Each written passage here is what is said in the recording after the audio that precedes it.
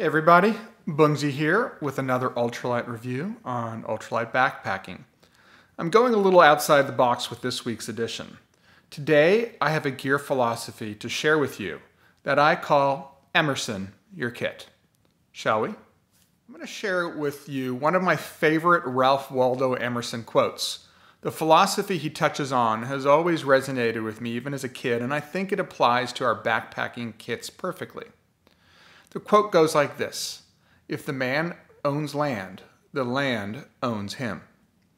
In the related passage, Emerson expounds on this life view, which extends to all kinds of possession. If you own a tree, it will bear you fruit. But if you end up owning an entire orchard, the orchard will take over your life and end up owning you. It will take away from the very life you are looking to enrich and enjoy. Now, let's apply this to our backpacking kits and our never-ending pursuit to go lighter. The obvious logical place one leaps when reflecting upon this quote is thinking about reducing the number of items you carry and the overall weight of your kit. Not much to add there, right? Well, wrong. I think there is another aspect to going light that some folks lose track of. That is, you shouldn't just be thinking about going lighter. You should also be trying to reduce the burden of your kit as well. In plainer English, look for gear choices you might be making in the name of going lighter that actually end up taking away from your outdoor experience. A lot of lighter gear options have their limitations. They require added effort or, frankly, just simply added discomfort from you to quote-unquote make work. In the name of getting lighter, you might actually be making gear choices that take away from your time in nature, that take away from your comfort, your peace. Emerson preached that nature is to be enjoyed, to be learned from, to be inspired by, to be cleansed by. If this means adding a few ounces to simplify your experience and free you up to enjoy nature, then by all means you should. Don't let quote-unquote going light end up owning you. Don't let going light get between you and nature. I'm not advocating swinging to the other extreme of the weight spectrum.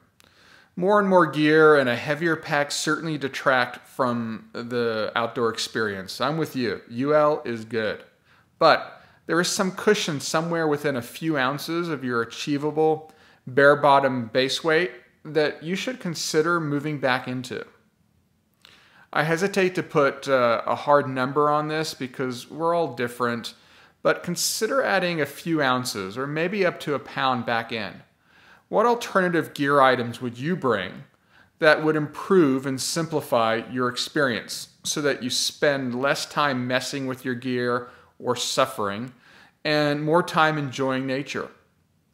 I also hesitate to provide examples as we are all sensitive to different distractions and to different degrees.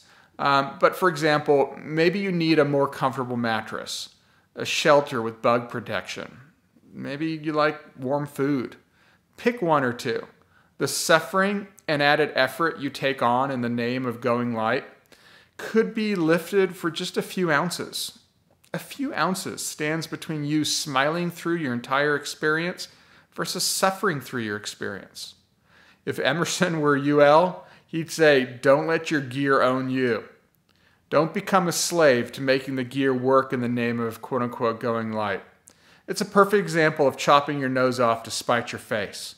Go as light as you can, but consider backing off a few ounces from your bare bones base weight in order to free yourself from your gear choices and instead enjoy your entire experience. Well, that's all the time I need. I hope I gave you something to think about. Subscribe to my channel by clicking the Bungzy logo, and I'll catch you on my next ultralight review on ultralight backpacking. See ya.